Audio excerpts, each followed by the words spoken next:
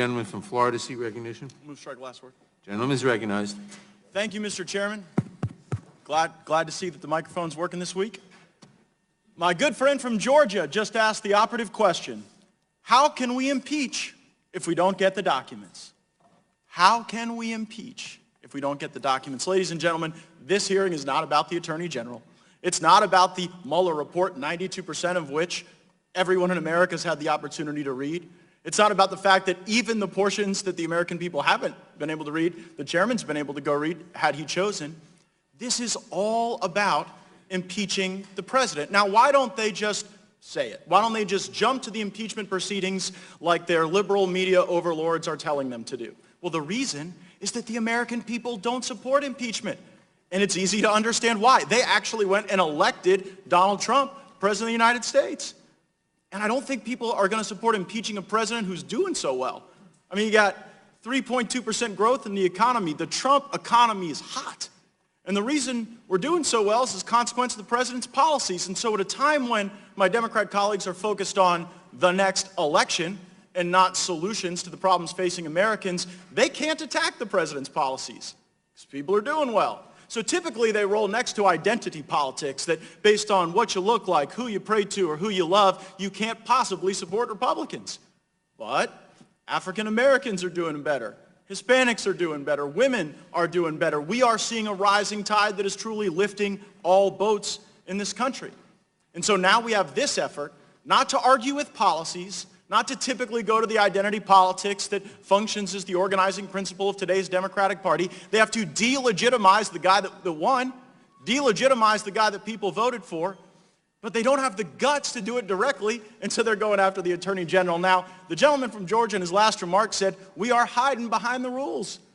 Hiding behind the rules. These are federal laws that dictate what the Attorney General can and cannot do. We're not hiding behind the rules. We just like to follow them.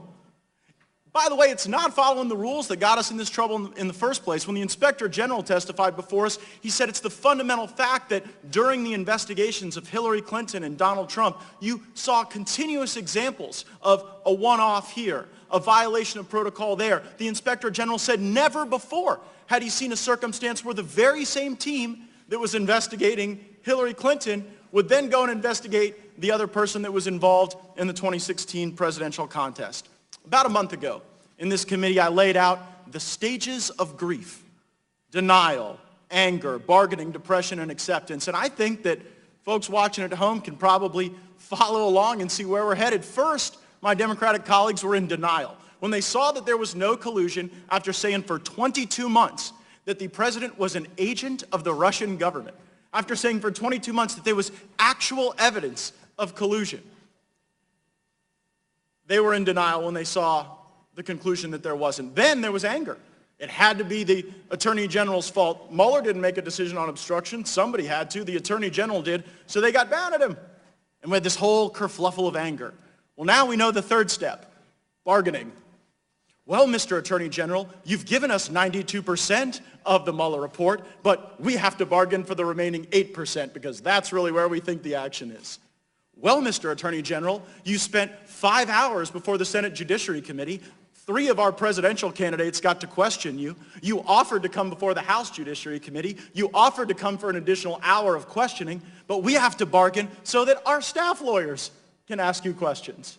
Now, I don't think it's a good sign that the next sign after bargaining is depression. So I feel for my Democrat colleagues, but after that we get to acceptance. And that's sure something that I'm looking forward to, because there are some really good ideas that my Democratic colleagues have once they kind of get to acceptance on the no Russia collusion thing. My friend, the gentleman from Rhode Island, has excellent ideas about how to change the way that consumers interface with big tech companies. My colleague from the state of New York is right, that if the First Step Act is the only Step Act, then that would be a bad thing. We need to do more on criminal justice reform. My colleague who's not with us from California, Mr. Swalwell, he's got great ideas to unlock potential cures with medical cannabis reform, but we're not doing any of those things. And by the way, I bet a bunch of my friends on the other side of the aisle low-key wish that their actual bills that would impact the lives of Americans would get heard instead of this garbage. The Obama administration ran an intel operation against the Trump campaign. Peter Strzok opened it up. The dossier kept it going, and now the Democrats need to get over it. I yield back. Mr. Chairman, move